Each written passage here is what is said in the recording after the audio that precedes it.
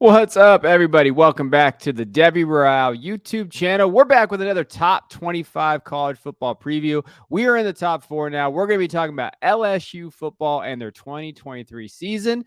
Can Jaden Daniels lead them back to an SEC West title? Is that possible? Can Brian Kelly do even better his second year as a head coach? We're going to be answering all those questions, diving into their offense and defense, full breakdowns here, and their schedule and win totals on this episode. So hit that like and subscribe button, and we will dive into it after the intro.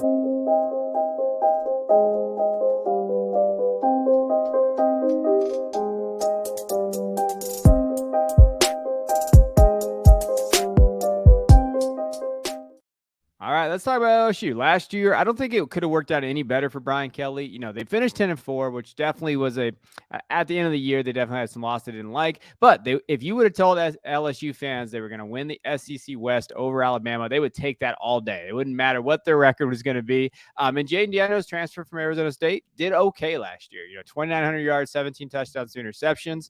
They started off the year, they should have beat Florida State, you know, because of that missed PAT or block PAT. Then, you know, the Tennessee loss was right there. They got beat and boat raced out of there, but they bounced back. They beat Alabama. Then those 2 losses, though, to Texas A&M was probably the worst one, and then Georgia in the SEC championship game, but they competed there, right? So that's what we're going to talk about. That's what we're going to get into. So what can we expect this year? I think that's the key. Let's talk about that offensive line. What are we looking at, Christian? 4 starters coming back, and Garrett Dellinger played almost 400 snaps. So essentially 5 starters coming back. Now, whether you think that's a good thing or not is up for debate. They were pretty rough last year. Not a lot of good play on that offensive line. I think that certainly impacted the ceiling of Jaden Daniels and that passing offense. On the other side of things, yeah, I just talked about in the last one how Quinn Ewers kind of ran his offensive line into bad play. I think Jaden Daniels can do that at times too. I think he certainly got better as the year went on, and I think that this offensive line did the same thing. So when you talk about, progression and just kids getting better at playing football, I think that this offensive line is primed to be a much better unit than the one that we saw last year. Yeah, I think so too. I do think that, unlike we've talked about the last few teams that we've kind of gone over, their depth is not as deep as other teams. A lot of true freshmen back there. So, this is one of those things that kind of worries me a little bit. Like, the depth isn't really necessarily there, and Jaden Daniels does not make it easy. Like we've talked about, when you're looking at overall, do you have Jaden Daniels there? Garrett Nussmeier is probably the better quarterback, in my opinion, just as a pure quarterback. I don't want to even say pocket quarterback because I think Nussmeier can move a little bit, but Garrett is good. I think Garrett would start at I think Garrett would start at Alabama. If we're talking about in the SEC West, we want to stay there. He is a very solid quarterback. So I think it's interesting what is going to happen in that year. If Jaden Daniels struggles a little bit, let's say they lose to Florida State again, whatever the case may be, I think Nussmeier might have a higher ceiling for this team. And I think that's the question Kelly's going to have to run into. Now, he's used to dealing with these kind of quarterback battles that are close. So I do trust Kelly a little bit. I do think that he knows what's best for his team. So we're going to see how that plays out. As far as the running backs, Noah Cain, Josh Williams is in there, Logan Diggs, they have a solid running back room. John Emery Jr. is still hanging around. Hopefully, me and Christian, we're still standing. We're hanging there. Amarni Goodwin as well. Those guys are in there in that running back room. I like that running back. And Caleb Jackson, guy I didn't even mention, he could be the best running back room. He's getting first team reps out there. And that's something to talk about in that running back room. Wide receivers, obviously Malik Neighbors is the highlight. He's getting first round, second round draft buzz. Brian Thomas isn't bad. Kyron Lacey, those guys in that area. Kyle Parker, Chris Hilton, very, very solid wide receiver room. What stands out to you about this offense? I think you're 100% right about Nussmeier. I struggle to see how Jaden Daniels is the best thing for this offense. Now, if they are going to just be a run it down your throat type of team and then, work off of the RPOs and things like that, then I think that maybe Daniels does give you a different dynamic in there. And like I said, he got better as the season went on. He was super efficient and he took care of the ball. And that's what Brian Kelly likes in his quarterbacks. I think Nussmeier has a little more volatility in terms of turnovers. And so maybe that's why we're kind of seeing this. In terms of the running back room, I think you have to hope that Caleb Jackson is the best one. I think this is a just collection of guys that have either disappointed elsewhere or just disappointed in general. John Emery Jr. being one of those guys. I'm not even sure if he's going to be on the roster this fall. So I know. I'm not counting on that too much. But Caleb Jackson is a really, really good running back.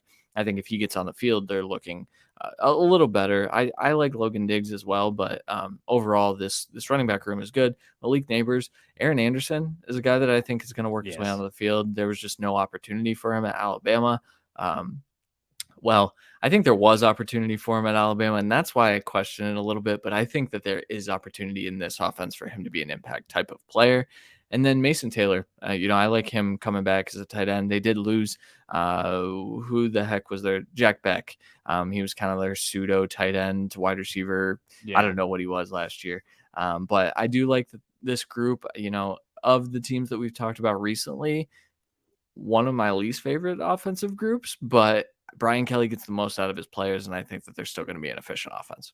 Yeah, I think Brian Kelly, that's the key, right? Is that he gets there. I'm also an Aaron Anderson stan. Like he was injured, couldn't really get to see the field. Like I think that he can be that guy for them, that playmaker guy that they don't necessarily have. If he gets out there, I really like him. And they have some freshman guys we'll talk about when we talk about the recruiting class. But yeah, overall, this offense isn't bad. I think Caleb can be that guy for them, but I do think Logan Diggs is gonna get a little bit of run. There's a reason why they went out and targeted him. And I think Diggs is better than Noah Kane. So like I would question whether what Noah is in terms of that running back one status there. As far as losses, Anthony Bradford, Keyshawn Boutte, I guess, didn't really play very good last year, but overall, put him on here. Walker Howard, I think, is the interesting one. I think the reason why I think I know that Garrett is pretty good is because I think Walker Howard saw Garrett in practice every day and was like, yeah, I'm not starting above that. So I'm out. So I think that's something to look at. Marcus Demerville as well. But overall, I don't think they lost too many guys. I think that offensive line, like you mentioned, come back. They're pretty solid. Quarterback position, I think they've done a good job of kind of filling that. Ricky Collins is coming in this year. And Kayshawn's Kayshawn. I mean, that was just kind of a dumpster fire after his freshman year. Yeah. Regarding Anthony Bradford, I think he was one of their better run blocking offensive linemen. So I'm excited to see how they kind of, improve as a group on that front. Keyshawn Boutte, there was some stuff with him, obviously, Yes. throughout the entire year. Like, this might be an addition by subtraction type of scenario with him. Walker Howard, I loved Walker Howard when I watched his high school film. But I think you're right. I think it speaks to how good Nussmeier is. And I think we just talked about Texas and how Malik Murphy is one of the better backup quarterbacks in the nation. I think Nussmeier is up there as well currently in terms of a guy that could start in a Yeah. lot of places. So, losing Walker Howard wasn't going to impact this team this year either. So I think they're fine from the notable losses. Yeah, 100%. The recruiting class, like Brian Kelly did some work. And I think the thing with Brian Kelly is at Notre Dame, he couldn't get these guys. He just couldn't get them, man, because of the restrictions. He went to LSU and he got guys. And he had number 5 class, number 2 transfer rank class as well. He went out and targeted everywhere. Louisiana, Texas, Georgia, California, you name it. He went and got guys. The big one is, is Lance Hurd going through there. Should be Lance. I had a kid that morning. Sorry. So Lance Hurd. Then you have DJ Chester as well. Jalen Brown, Pimpton, Shelton Sampson Jr. is a kid that I really like, 6'4", 181. As far as the wide receiver position, they really targeted that. Caleb Jackson, he popped off to me. I know there's running back class for some out there they're not very high on, but every time I watch Caleb, man, he is just so much fun to watch. I think that's why I keep highlighting that he could be really good. Ricky Collins is in there. And again, Ricky's one of those guys it's going to take some time out of Louisiana, 6'2", 190, but Kelly went and got him. So that's something to kind of note there. But overall, really, really solid class. Kyle Parker's making some noise. He could be that guy right there with Aaron Anderson. Yeah. And I'd like to mention Trey Hawley because while he's not an NFL prospect, probably just a little too small, he might be. I think that's one of their better 3 stars that I've seen come through in a little bit. So I like the 2 tight ends in Markway and Pimpton too. I think one of those guys could be an impact player for them this year in terms of getting on the field at least early. But this group is littered with guys that could see the field in 2023, which I think says something to how good this class is. Yeah, this class is a really, really solid class, and Kelly's done a great job. And even the 24 class, you can tell, is shaping up to be one of his better classes as well. So Kelly's recruiting well. Like, and we think of the director of player personnel, Will Redman needs to give a little shout out. Those guys do a great job. They're the GMs of these teams, but Kelly's landing them, right? Then the transfers, like I said, they were the number 2 transfer class in the country. So we're talking about a legitimate transfer class here. Most of it came on the defensive side, but the 3 guys, Aaron Anderson, who we've already mentioned, Logan Diggs, who we also mentioned, and Mason Lunsford's a guy from Maryland, offensive tackle. I don't think he starts, but I do think that he gives a depth. Like when we're talking about that depth piece, like where I said LSU struggle with it, if Mason can come in there and kind of give him that depth piece, something there, maybe at left guard, they say projected wise, somewhere in there, then that's solid. Yeah. And I think when you talk about that offensive line last year, I think there's opportunity for someone to step up and be that type of player. So maybe by the end of the season, he is kind of in that lineup. But yeah, the depth isn't always there. They went out and got 3 guys that I think fill very necessary holes. Anderson, they don't have a guy like Anderson on this roster, and that's why that's my favorite transfer. I think even when speaking about the transfers on the defensive side too. Yeah, 100%. And then we already kind of mentioned a lot of these guys. Jaden Daniels, Noah Kane is the impact players, Malik Neighbors, Brian Thomas Jr. My eyes are on Malik Neighbors. I think he's going to get more touchdowns this year. Obviously, he got overthrown a lot and underthrown a lot by Jaden Daniels last year. So that's kind of something to watch. I think if Neighbors has a good year, he's going to be the round 1 guy. So I think Neighbors can be that NFL, maybe back in round 1, maybe round 2 guy, but he is a very solid prospect and he's a lot of fun. He kind of that lineage of LSU wide receivers, right? We think of Chase, Jefferson, these guys. Like, can Neighbors kind of step into that role? You don't want to be the Terrace Marshall type wide receiver. So you're looking at, okay, what can Neighbors be? Or a Keisha Butte. But Neighbors has stayed out of trouble. It seems like off the field, he had some run-ins these last few months before they left for summer. But overall, I think Neighbors is a guy to stand out. For sure. I saw someone say they have him as their wide receiver 1 for next year. I just want to tell that person no, Marvin Harrison Jr. exists, but I think his ceiling is that wide receiver 2, and I think that's a realistic outcome for him. He's got everything you look for, and I think he's kind of the engine. We talk a lot about the quarterback is the determining factor. Neighbors is kind of the determining factor on how this offense goes because he offers a lot in that passing attack that he can bail Jaden Daniels out. He can, create yards after the catch. He's a very, very key player for them. And I think that he's going to have another big year this year. Yeah, and overall, this offense is fine. I think it just can't lose them games. If they have a lot of turnovers, I think it's going to be a struggle all year. I think that's the question is like, hey, can they take care of the ball? Can Jaden Daniels take care of the ball? Which he does. I think that's one of those reasons why he plays a lot. It's because he doesn't throw away the ball too much. On the defensive side, overall, they were an okay unit last year, top 35 unit. Nothing really stood out. I mean, Harold Perkins stood out. Can we just talk about Harold Perkins for this entire time? The whole time, please. He is phenomenal, unstoppable pretty much as a true freshman last year. But, what are we looking at their defense? I mean, that's the player. That's one of the better true freshman linebackers I've seen in a long, long time. And we've seen a lot of good ones, but man, was he good last year. But they added Omar Spates to that. Really good transfer coming in. I think up the spine. So Mason Smith in the middle there too at defensive tackle. That's a major, major piece of this defense. I think the loss of BJ Ojolari, I think, has been understated a bit by certain people. People didn't love everything that he did on the field. I think, in terms of his run defense, he, for two of his years, he was okay. Last year, he was fine. But the sack total, he had 9 sacks last year. I think you're going to have to find a replacement for that. It could be Savion Jones.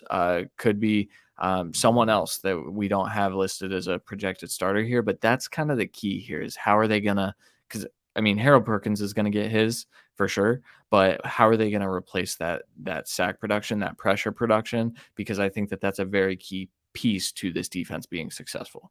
Yeah, 100%. I just want to talk about Harold Perkins. That guy he's just the stud. So good. He's just really good. And that's the impact guy. Like, that's the guy that's like, hey, man, he could really do damage on that side.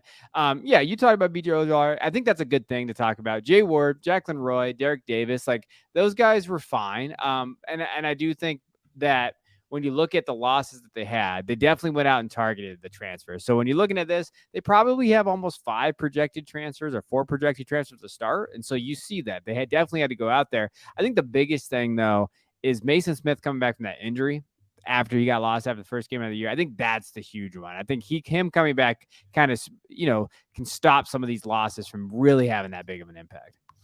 Yeah, For sure. Yeah, I mean, and Jacqueline Roy was good for them last year. I think that that is, you have to talk about that a little bit. He generated pressures from the interior, which is such a key thing. But I think, like we just talked about, I think Mason Smith is that guy to kind of step right in and fill that role. So I think, when you look at this isn't the worst possible thing, especially when they filled it all with transfer starters, probably. Yeah, 100%. And they did a good job in the recruiting class. I think this is where you see that those big time, big time recruits coming in. Deshaun Womack, defensive lineman, 6'4", 240. They really like him. Number 3 at his position. He could definitely make an impact, maybe, in terms of like, how does that, I don't think Kelly's afraid of starting freshmen. I also don't think Kelly's afraid of putting freshmen in there sometimes. Like, I think they're very solid at the defensive line, so I don't think they're going to need him. But if we do lose some injuries, though, injuries happen. I think Deshaun's someone that is mature enough and ready to go. Javian Tovino, a lot of these guys are really good. Whit Weeks, you're looking at top 10 guys at the positions. Jackson Howard is the 18th at his edge rusher, but 6'4", 245, number 1 player in the state of Minnesota. Very, very solid group of guys that got bringing in here. Yep. It's a typical LSU defensive recruiting class. So, yeah, I mean, I think Womack has an opportunity to step in and be one of those guys on that defensive line that impacts, a lot of plays this year. Jackson Howard's another guy I really liked. But overall, yep, great class. This is what they have to do to continue being in discussions for, SEC West titles. This is a good group. It's not the deepest group, I will say. I think they went heavy at the top, and they didn't really add a whole lot. I think that's mostly because they didn't really lose a whole lot in terms of like guys going to the NFL this year. So, yeah, but still good class. Love it. Doing LSU things out here. Yeah, and I think key transfers for me. So I mean, we talk about Omar Spates and those guys. Denver Harris is an interesting one at the cornerback position because he came to Texas A&M last year, that 5-star in that loaded class. Didn't obviously production wasn't there, everything that happened there. Comes to a 4-star here to LSU, but if Harris can play to that level of that 5-star as coming in as a freshman, we're talking about an impact cornerback, at that position that they kind of need when we're talking about LSU and what you're looking at. They also got Ohio State, Johnson coming from Ohio State, cornerback there, Jalen Lee as well. Like, so when we're thinking of the guys that they've brought in from those positions and Omar Spates, like they really did a good job. Now, I didn't put every single transfer they got on here, but commitment wise, they absolutely did well in the transfer portal.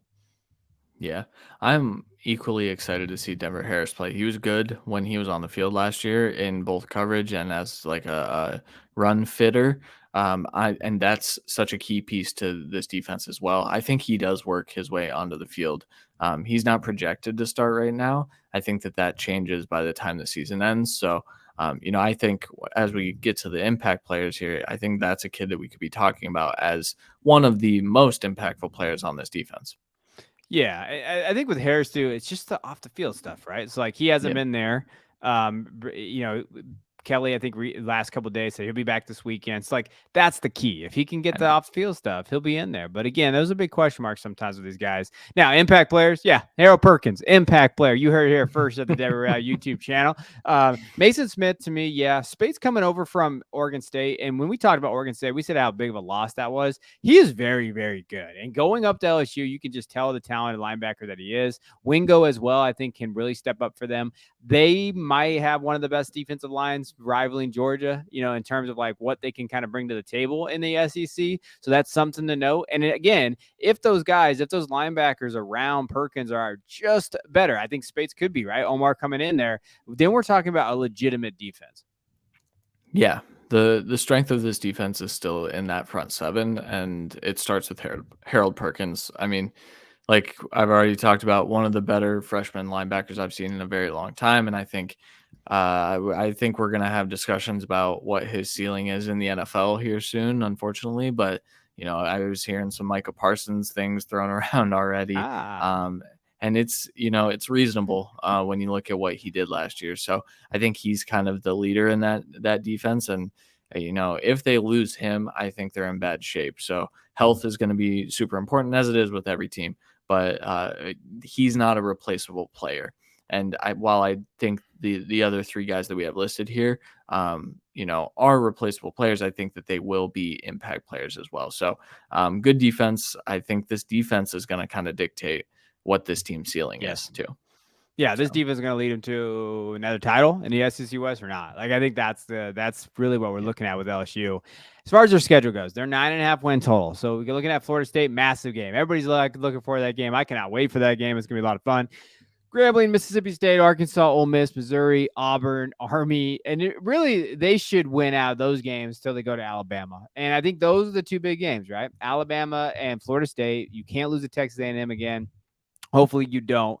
But those are those big areas. I have a hard time seeing this team not win 10 games. Like, if that defense is as good as it is. So I'm going to take over. It's close though. I can see them getting to 9 if they trip up against one of these SEC opponents. But I'm going to take 10. I'm going to say over on LSU. I think I'm going under, man. Okay. So I think they lose Florida State because I think Florida State's the better program right now. Not program, better football team for 2023. Yeah. I think the Ole Miss one is very, very interesting because I've talked about how good their spine is up the middle of that defense. Ole Miss can take advantage of even the best and kind of gash them in the run. And I worry that that's kind of what will happen in that game. And I'm not certain that the LSU offense will be able to keep up. And then Alabama, that's the one where I'm like, that's 10, and I'm down on Bama this year. We haven't talked about them yet, but yeah, I think that could be a 3 to 4 loss team this year with their quarterback situation. So there's a chance that they go into Alabama and they make me look stupid for taking the under. But I see 3 games that I feel iffy about, and when I feel iffy, I'll just take the under. I really wouldn't. I'm not betting LSU's line this year, to be honest. So yeah, and then A&M at the end of the year, that's always a tough one. So unfortunately, I think I have to hit the under. Okay. Well, I'll take the over. We'll talk about that as it goes. But I do think when you're looking at this team overall, like I do think that they could win another SEC West title. Like, I think that is definitely in the cards. Go play Georgia, in the championship game, and then maybe get lucky. I think that's okay. Maybe we can go do that. I think Kelly has them right where they need to be. Like, I think he's done a good job. I think he was getting a little bit of, how people he is an asshole. So let's just be clear. We could say that on this channel. Like, he is one, but he's a very good football coach. So I think LSU is competitive. They're competing. They're recruiting the right way, and I do think that they put themselves in this. Now, here's the thing: when the playoffs expand after this year, LSU is going to be a formidable opponent when they get in a playoff, because I think that they're always good enough to win a national championship. It's just they got to get in there first. Yeah, and that's where I don't see this team ceiling as the college football playoff this year, because because even if they do make it out of that SEC West, they go play what is certainly going to be Georgia, right? Like, I don't think either of us have doubts about that. I just think they would have to win that game. And while they were competitive last year in that game, I just don't see the same ceiling personally. Unless this defense takes massive steps forward, all of these transfers gel, then maybe they're going to make me look silly. And I've looked silly before, LSU fans, so that could very well happen. But I see this team ceiling as more of a, we hope to make the SEC championship game, and I think that's not the standard that LSU should really have. Yeah. So I don't know. I guess LSU fans, let me know how dumb you think I am, or why you should win the championship in the comments. I think their ceiling is SEC West title. I think that would be their ceiling for this team, for this. But if Nussmeier starts a little bit, we could be talking about a whole different situation. If Jaden Daniels is not the starting quarterback and they move on, maybe the Heat takes him there. But I still think SEC West title is pretty much their ceiling for this program. So appreciate you guys. We'll check you guys on the next one. We're getting close to the top 3. So hit that like button, hit that subscribe button. We will check you next time.